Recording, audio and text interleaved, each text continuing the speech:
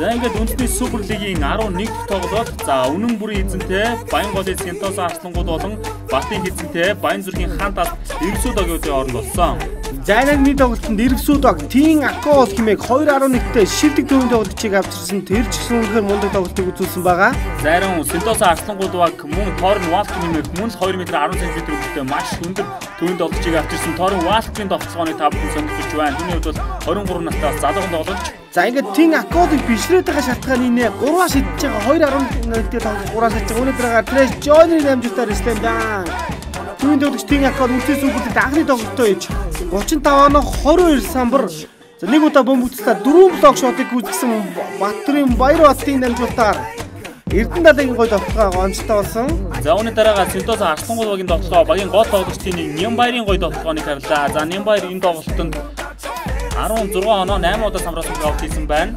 Зарим энэ тоглолтод Синтос Арслангоос Крис Лавс 27 оноо 11 самбарыг авсан гэтэл эсрэгээрээ 6 удаа бомбог авсан бол Трэш Жойнер Тин Аколын араас 33 оноо 9 оноотой дамжуултыг хийж 4 удаа бомбог тассан гэсэн үзүүлэлтээр энэ тоглолтод Эргсүү Дог хошуурсан тодорхойлсон тэд 97-91-ийн харьцаатаагаар инхүү ээж хожлоо байгуулж чадсан мэдээж багийн шилгийн легионер Тин Акол энэ тоглолтын гол үгийг бол гүйцэтгэсэн. За мөн багийн шилдэг тоглолт шидэгчдийн нэг Игтэвний Цилторжийн 3 дахь төгсөлдсөн баазар шотыг харж байна.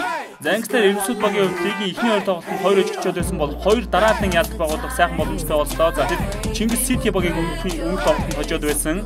Харин ихний тоглолтод харамсалтайгаар Гиганга лидерөг тоочтой байсан. Чинхүү дараалан хожлогыг байгуулж чадсан. За Нямбайр маш гоё тоглолтыг Тин Аколын өөдөөс гүйцэтгсэн. Багийн халагч Нямбайрын тоглолтод үүрэг гүйцэтгэж 14 оноо авсан бол түүний араас Бацолбо 15 оноо за мөн тогтгооны самбраас 11 удаа авсан. Нийтдээ 14 самбраас үүрэг авсан. Сайн тоглож шидэж харамсалтайгаар тэд инхүү 3 дахь хожигчлоо Синтос Арслангууд үлдээсэн юм аа. За харин Хандаас Эргсүү Дог 2 ожил 2 ожигтой болж байна. За дараагийн тоглолт энэ өдрийн 2 дахь тоглолт их чаргад эзэнтэй өөр ханга Гиганга лидер баг Баянмөх эзэнтэй Мэдимос Шонхруудын эсрэг гүйцэтгүүлсэн байгаа. За энэ бол шилдэг залуучууд буюу өнгөрсөн жил 3 тамир багт тоглож байсан залуучууд 3 багтны нэг нь инхүү найзууд шилдэгүүд хоорондоо нүүрс тулсан байгаа. Эдгээр багуудын тоглогчдын гол тоглогчд мөн Монгол улсын залуучуудын шиг шоунд тоглодог биеийнхээ тоглолтыг маш сайн мэддэг тоглогчаас үнэхээр сонирхолтой тоглолт болсон тоглолтын эхнээс тодорхой байсан. За ингээд тоглолтын харин эхнээс Дарм Месси гэж Шонхрууд багийн холбон тоглогч легионерууд үнэхээр шилдэг байсан. За баг эхний ягаас 29 оноо 27 оноогоор авсан.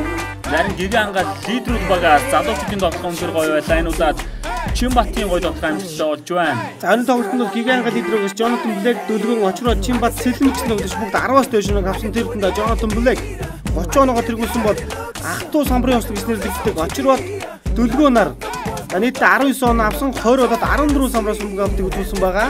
За мөн Цэлмэг холын зам мэрэгэн бол Цэлмэгийн тоглолт маш гоё оногтой дамжуулалтыг өгч байлаа. Гоё дамжуулалтаар дөлгөөний тоглолт амжилттай болсон.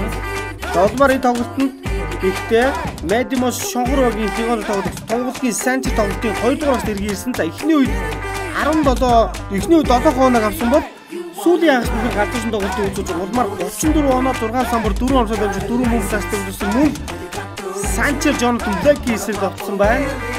За Санчи үед ихний ангас 7 оноо аваад ирсэн. Түүний дараагаар за сонгоны сүүлийн ангас 27 оноог авч эргийн ирэлтэд гол нөлөөг үзүүлсэн гэж хэлж боллоо. Санчийн алсандаа шидэлт за тоглолтын 3 дугаар үед Гиганга лидер баг 15 онооны дамгаалыг үүсгэж байсан гэж тоглолтын 4-р үед ийгүү Баянгол Шонхрууд баг эргийн ирэлтийг тун гайхалтай эргийн ирэлтийг хийсэн.